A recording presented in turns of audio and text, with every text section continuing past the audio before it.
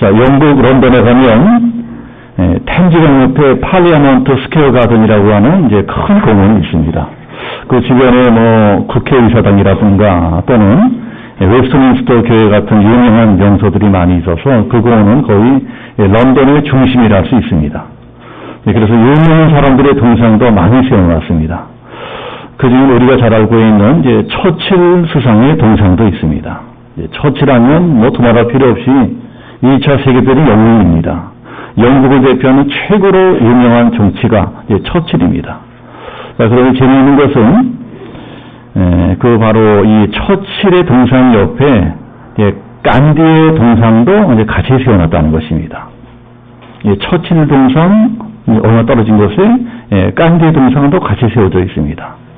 역사를 좀 아시는 분들은 아니 왜 처칠의 동상 옆에 간디의 동상을 세워놨을까?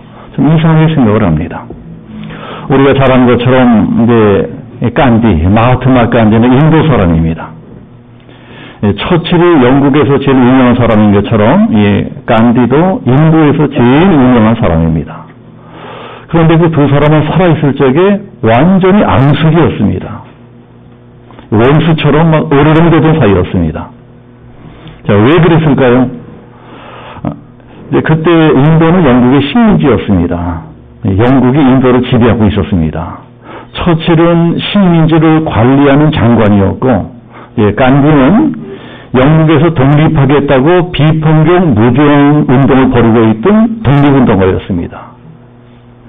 처칠은 간디를 싫어했습니다. 두 사람 사이는 굉장히 나빴습니다. 두 사람 사이는 우리나라로 치면은 우리가 일제 때 일본의 장관과 또 우리나라의 독립운동가들이라고 생각하면 될 것입니다. 이제 그렇게 이제 이 사이가 나쁜 두 사람이 한 세대를 살았습니다. 그러나 영국과 일본은 달랐습니다. 2차 세계대전이 끝나고 인도가 독립하고 또 위대한 두 지도자는 다 죽었습니다. 자, 그러자 후손들이 처칠의 동상도 세우고 그 옆에 간디의 동상도 세웠습니다. 자기들이 제일 존경하는 지도자 옆에 한때 식민지였던 자기들이 경멸하던 식민지 그 나라의 지도자의 동상도 같이 세웠습니다. 자, 그것은 그만큼 간디도 존경한다 이런 뜻입니다. 지금의 영국은 많이 달라졌지만 그 당시만 해도 영국은 전 세계 최대의 기독교 국가였습니다. 전 세계 수많은 선교사들을 파송했습니다.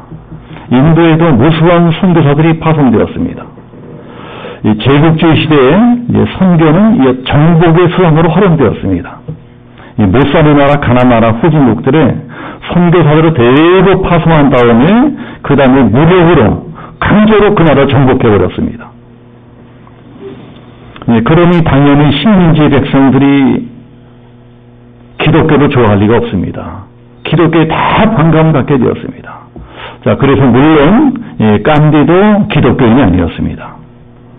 그렇지만 간디가 제일 존경한다고 말하는 인물이 누구냐? 예수님이었습니다.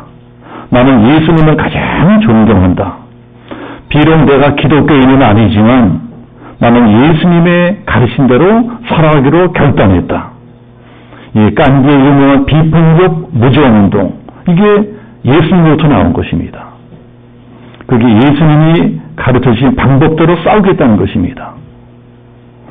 예수님을 존경해서 예수님의 가르친 대로 살아가겠다는 사람이 왜 정작 기독교인은 되지 않으려고 했느냐?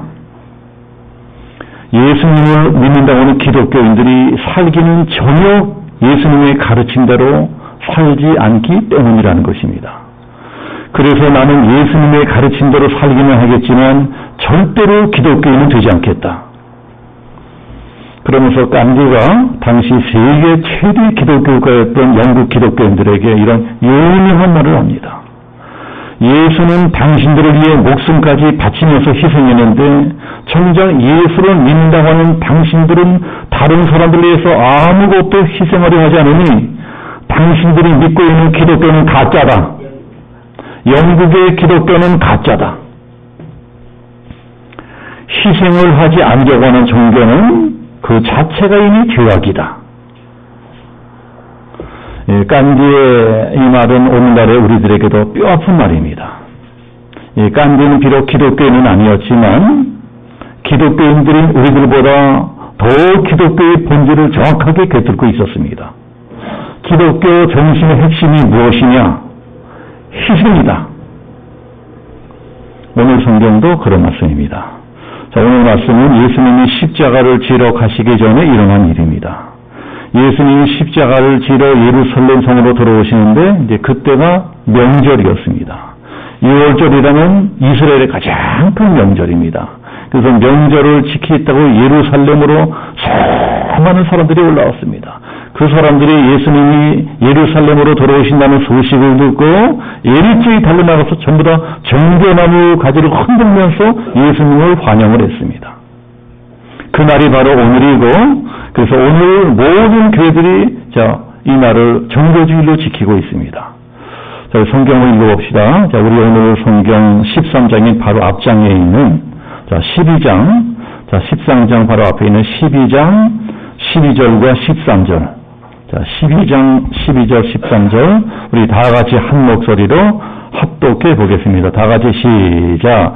그 이튿날에는 명절에 온 큰 무리가 예수께서 예루살렘으로 오신다는 것을 듣고 정겨나무 가지를 가지고 맞으러 나가 외치되 호산나 찬송하리로다. 주의 이름으로 오시는 이 곧 이스라엘의 왕이시여 하더라. 이스라엘에서 정겨나무는 왕을 상징합니다. 자, 그러니까 정겨나무 가지를 흔든다 하는 것은 예수님을 왕으로 맞아들이겠다는 것입니다. 당신은 우리들의 왕입니다. 예수님이 왕이라고 예수를 왕으로 맞아들입니다. 자, 그만큼 그 당시 예수님의 인기는 대단했습니다. 예수님의 인기와 명성이 하늘을 뚫고 높았습니다. 그야말로 예수님의 최고 전성기라고 할 수 있습니다. 예수님이 일으킨 그 수많은 기적사건 때문에 막 사람들이 예수님 열광을 하고 있었습니다. 자, 오늘 말씀 바로 전전장인 11장에 어떤 말씀이 나왔나요? 이 죽은 나사로를 부활시킨 사건이 나옵니다. 죽은 사람까지 다시 살아냈으니 그걸 두말할 필요가 없는 것입니다. 당신은 우리의 구세주입니다. 당신은 메시아다. 당신은 왕이 되셔야 된다고 사람들이 막 열광하고 난리가 났습니다.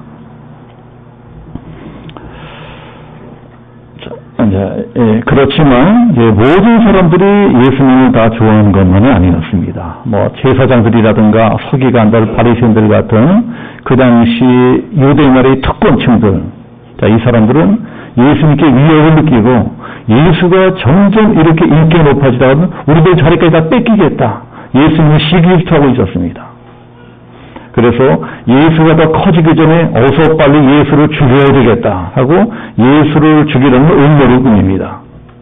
이런 것을 이미 예수님은 다 알고 계십니다. 자기가 얼마 안 있으면 십자가에 못 박혀질 거 다 알고 계십니다. 자, 이럴 때쯤에 어떤 헬라 사람들이 예수님을 찾아옵니다. 이게 오늘 우리가 읽는 성경 말씀입니다. 예수님을 찾아와서 예수님을 만나게 해달라고 면회를 신청합니다. 빌립이라는 제자에게 예수님을 만나게 해주시오 하고 청을 합니다. 헬라는 그리스 나라입니다. 왜 그리스 사람들이 예수님 만나러 왔을까요? 성경에는 나와 있지 않습니다. 그러나 이제 전설로 내려오는 이야기에 의하면 이 헬라 사람들은 이 그리스의 에데사 왕국이라고는 이 소왕국의 사신들이었다고 합니다. 그 에데사 왕국의 왕자가 있는데 왕위를 계승할 왕자가 우선 큰 병에 걸렸다고 해요. 도저히 고칠 길이 없는 것입니다. 그러다가 이스라엘에 큰 선지자가 나타났다. 어떤 병이든 다 고친다고 하더라. 그 소문을 듣고 무덤으로 예수님을 찾아온 것이라고 합니다. 예수님을 찾아와서 우리나라로 가십시다.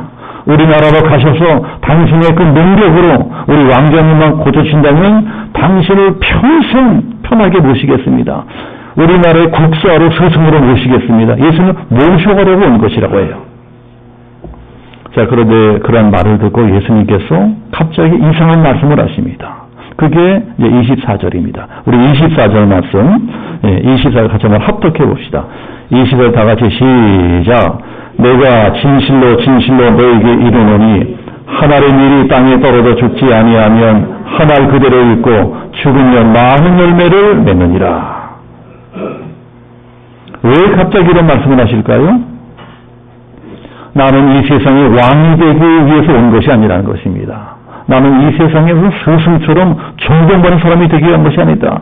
편하게 먹고 살려고 온 사람이 아니다. 자, 그럼 뭐냐? 나는 죽으러 왔다. 나는 십자가에 달려 죽기 위해 이 땅에 왔다. 하나의 물처럼 내가 땅에 떨어져 죽어야만 많은 열매를 맺게 되어 있기 때문이다. 예수님이 이 세상에 오신 목적은 죽기 위해 오신 것입니다. 희생하려고 오셨습니다. 나는 하나의 미랄처럼 땅에 떨어져 죽기 위해, 희생하기 위해 이 땅에 왔다. 자, 오늘 말씀 속에 우리 기독교의 중요한 이 세 가지 핵심 진리가 들어있습니다. 자, 세 가지 핵심 진리. 그 첫 번째는 죽어야 산다는 것입니다. 너희들이 죽으면 오히려 살 것이다. 하늘의 밀이 땅에 떨어집니다. 그 미랄이 그 딱딱한 그 껍질을 벗지 않고 그냥 있으면 생전가도 그냥 하면 그대로 남아 있습니다. 그러나 그 이 미랄의 껍질을 둘러싸고는 전분, 이 전분이 녹아버리고, 즉 미랄이 죽으면 거기서 새로운 생명이 돋아납니다. 30배, 60배, 100배, 1000배 그 이상의 결실을 맺게 됩니다. 이게 바로 우리 기독교의 진리입니다. 우리 기독교의 진리가 다른 종교의 진리와 확연하게 다른 것이 있다면 바로 이것입니다. 우리 집안도 옛날에는 불교 집안이었고 저도 불교 공부를 많이 했습니다. 석가모니 부처님은 위대한 인류의 스승입니다. 굉장히 훌륭한 분입니다. 그분은 그 뛰어난 교훈과 가르침으로 당시 수많은 사람들을 감화시키고 감동시켰습니다. 많은 사람들을 바른 길로 인도했습니다. 그러나 부처님이 아무리 위대하다 할지라도 오로지 한 가지, 자기가 죽어서 남을 살리는 이러한 구원의 진리만은 실천하실 수가 없었습니다. 공자님도 마찬가지입니다. 마호메트도 마찬가지입니다. 모든 종교의 창시자들이 훌륭한 설교, 훌륭한 가르침, 훌륭한 교훈으로 사람들을 감동시킬 수 있었지만 예수님처럼 자기가 희생해서 자기가 죽어서 새 생명을 얻게 하는 진리만은 실천하지 못했습니다. 오직 예수님만이 십자가 죽음을 통해서 이런 진리를 보여주셨습니다. 우리나라는 오랫동안 무속신앙이 창궐했었습니다. 지금도 마찬가지입니다. 지금도 서울 나갈 적에 저 미아리 고개를 지나가다 보면 양쪽으로 무수한 점집들, 무당집들이 보입니다. 우리나라 무속신앙은 대단합니다. 자, 그러나 그런 무속신앙에 자기가 대신 죽어서 남을 구원했다는 이야기는 한 번도 들어본 적이 없습니다. 무당이나 점쟁이가 남을 돕겠다고 자기를 희생했다는 말 제가 이제까지 한 번도 들어본 적이 없습니다. 그건 말도 되지 않는 말입니다. 멍청한 말입니다. 무속신앙의 존재 목적은 오로지 하나입니다. 사람들이 점치고 구슬하고 이런 목적은 나 잘 되기 위해서, 나 하나 잘 되기 위해서, 내 남편 잘 되고 우리 아이들 잘 되고 우리 집이 복을 받기 위해서, 이게 정치의 목적이고 구타의 목적입니다. 그러니 남을 위해서 내가 대신 죽고 내가 대신 희생하고, 무속신앙에는 그런 것 없습니다. 그러나 우리 기독교는 반대입니다. 우리 기독교는 남을 살리기 위해서 내가 죽어야 되고 남을 위해서 내가 희생해야 됩니다. 이게 기독교입니다. 그러니까 우리들이 누구예요? 우리 예수님 사람들이 누굽니까? 이 진리를 깨달은 사람들입니다. 기독교의 역사는 이러한 진리를 깨닫고 그대로 실천한 사람들을 위해서 시작이 되었습니다. 자, 베드로 어떤 사람이죠? 죽는 게 무서워서 예수님을 부인했던 사람입니다. 3번씩이나 부인했어요. 그러나 그런 사람이 이런 진리를 깨닫게 됩니다.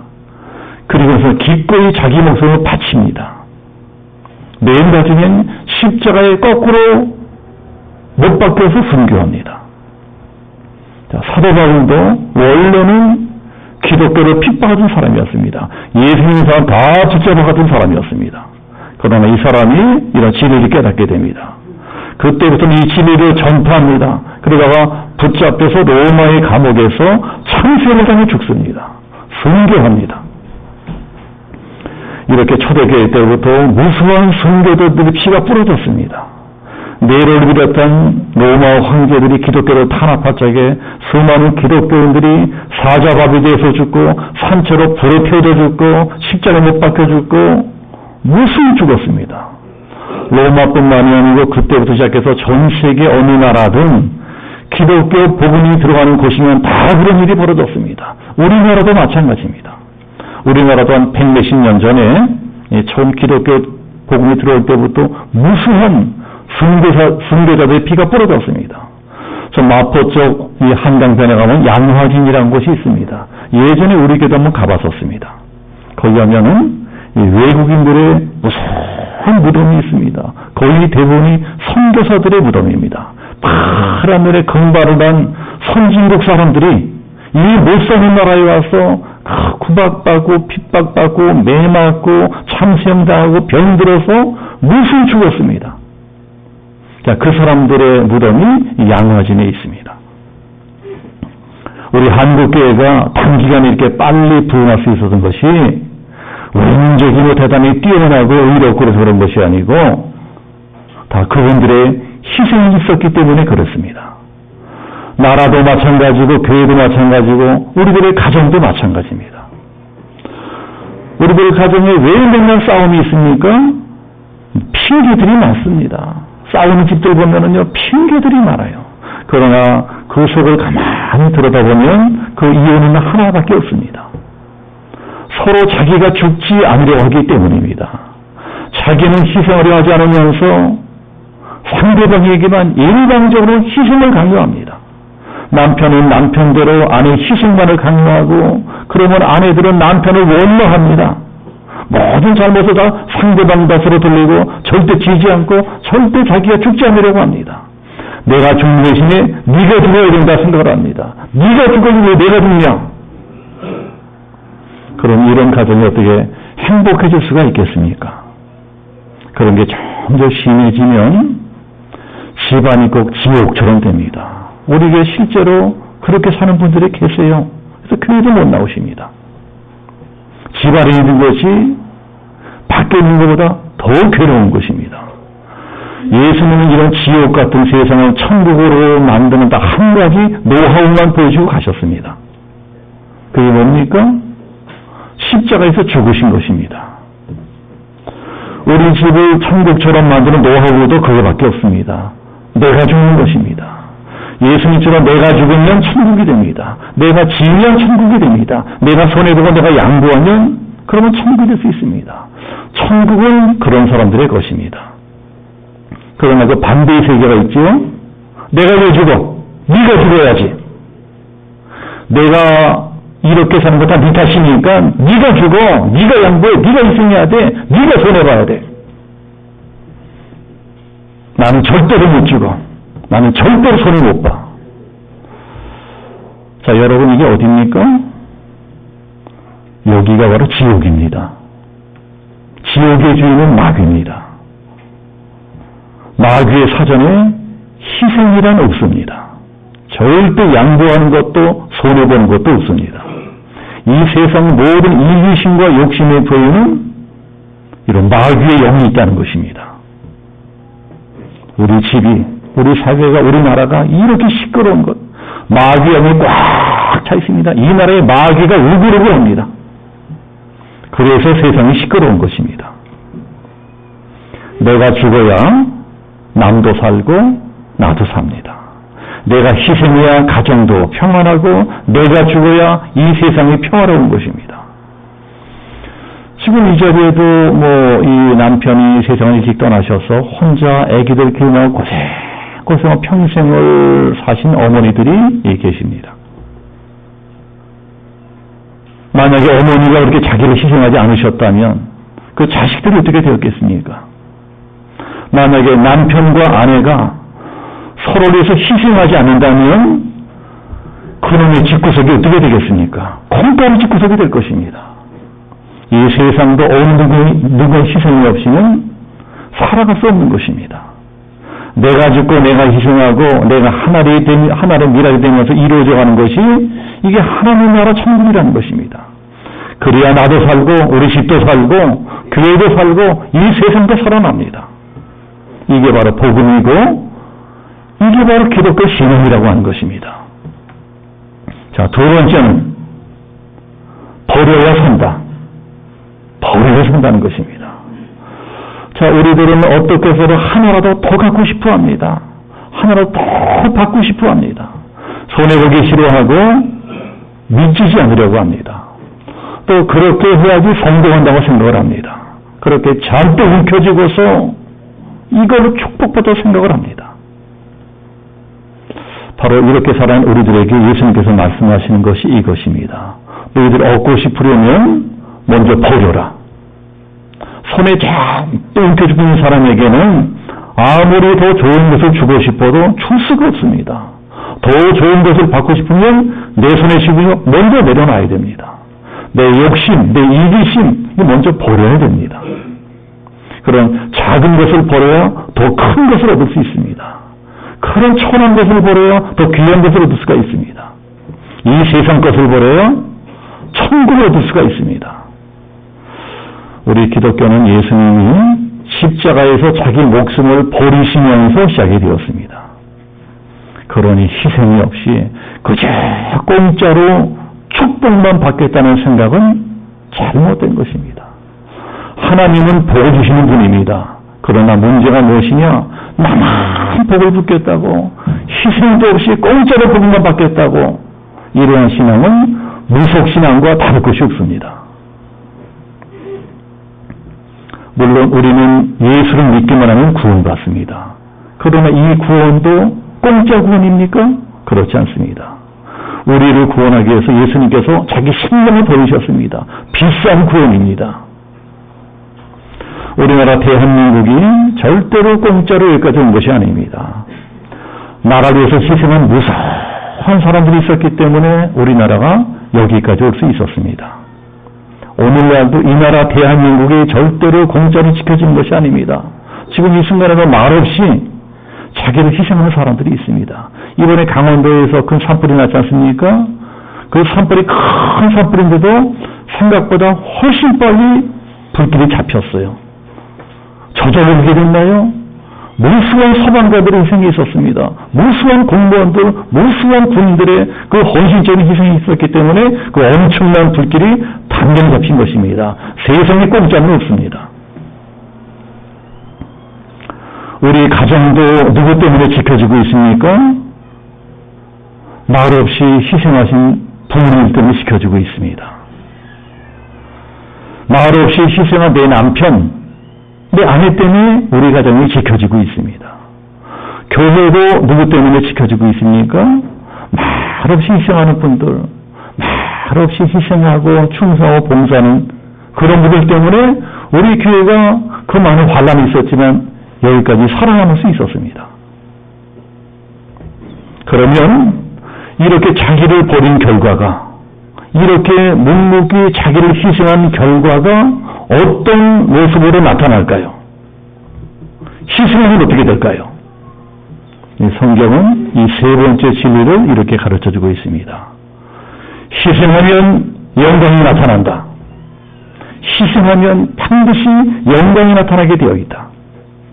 자, 예수님께서 이 비밀을 가르쳐 주신 것이 20절 말씀입니다.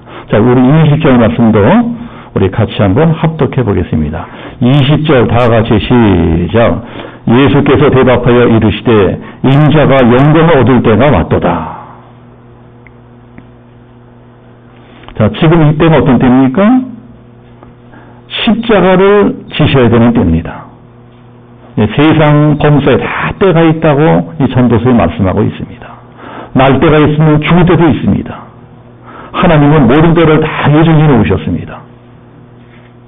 예수님도 마찬가지입니다. 예수님도 이제 십자가 지실 때가 다가왔습니다.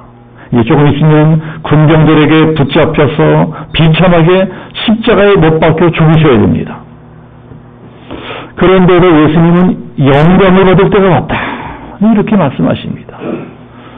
아니, 이게 조금 있으면 붙잡혀갈 거예요. 붙잡혀서 직사하게 채찍질로 맞고 옷도 다 빨가벗겨지고 십자가에 꽝꽝 못 박혀 죽을 것입니다. 그런데 영광이 무슨 dem의 영광이에요? 그러나 여기 기독교의 진리가 숨어 있습니다. 진정한 영광은 희생 뒤에 주어진다는 것입니다.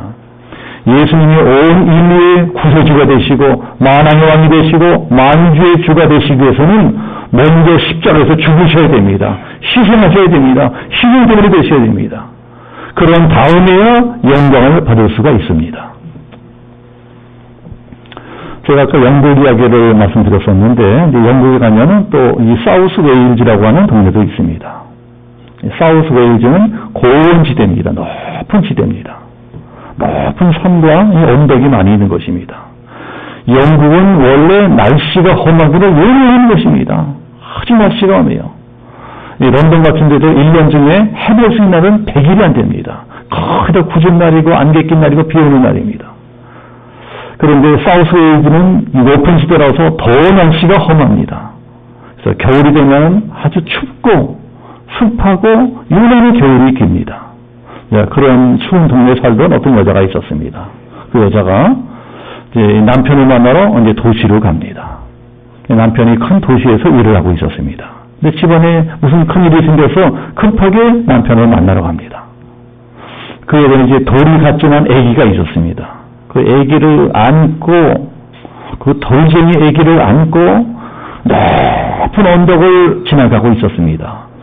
그런데 날씨가 오면서 갑자기 눈보라가 치기 시작하는 것이 아니라 눈보라가 정신을 치는 바람에 앞이 비지가 않아요. 눈보라 속에 길을 잃어 뺑글뺑글 돌다가 길을 잃어버렸습니다. 그래서 아기를 품에 안고 눈보라 속에 너무 오래된 길을 잃고 헤매다가 그만 팔진에서 쓰러집니다. 한참 있다가 눈보라가 그칩니다. 눈보라가 그치니까 다른 사람들이 언덕을 올라가면서 길을 지나갑니다. 눈이 쌓인 언덕길을 지나가던 사람들이 저기 쓰러진 여자를 발견했어요. 가서 보니까 웬 여자가 눈 속에 꽁꽁 얼어 죽어 있는 것입니다. 가까이 가서 보고 깜짝 놀랐습니다. 그 여자가 거의 옷을 입지 않고 있는 거예요. 거의 벌거벗고 얼어 죽었습니다. 더 놀라운 것은 그가 품속에서 하는 애기 소리가 들리는 것입니다. 아니 이게 왜 애기 울소리냐 하고 들여다보니까 그가 품속에서 갓난아기가 울고 있습니다. 눈보라 속에서 어떻게 갓난아기가 살아남을 수 있었느냐? 엄마가 자기 옷을 다 벗어서 아기를 감싸줬기 때문입니다. 처음에는 옷들이 벗고 외투 벗고 하나씩 아기를 감싸줍니다. 그러다가 날씨가 점점 더 추워지니까는 속옷까지 다 벗어서 아기를 감싸줘요. 그리고 자기는 눈보라 속에서 얼어 죽었습니다. 그러나 아기는 엄마가 워낙에 칭칭 자기 옷을 다 감싸가지고 지켜줬기 때문에 그 추위 속에서도 얼어 죽지 않고 살아남을 수가 있었습니다. 그걸 보고 사람들이 감동을 받습니다. 그리고 동네에 내려가서 이 소식을 전합니다.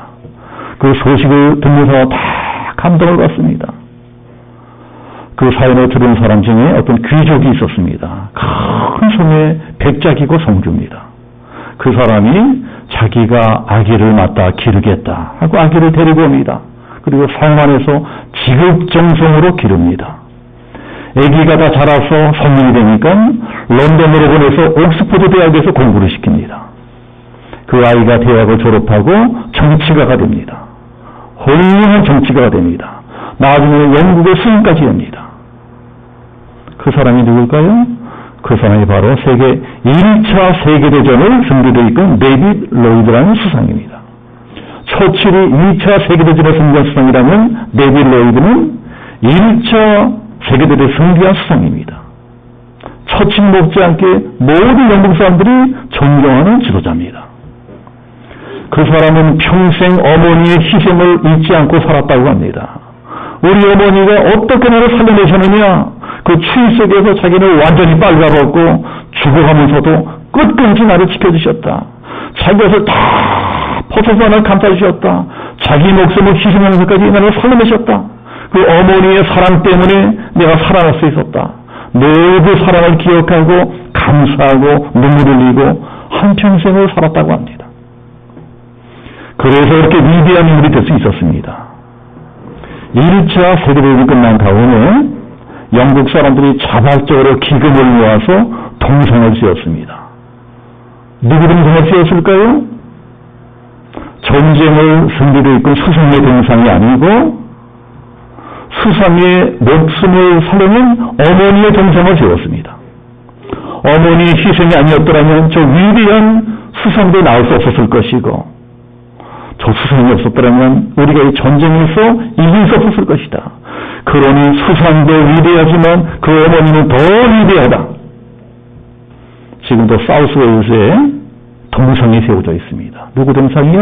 어머니의 동상입니다. 해마다 많은 사람들이 동상을 찾아 어머니를 참배하고 칭송을 합니다. 영국 국민들은 가장 존경받는 어머니, 사랑받는 어머니, 그 어머니인 것입니다.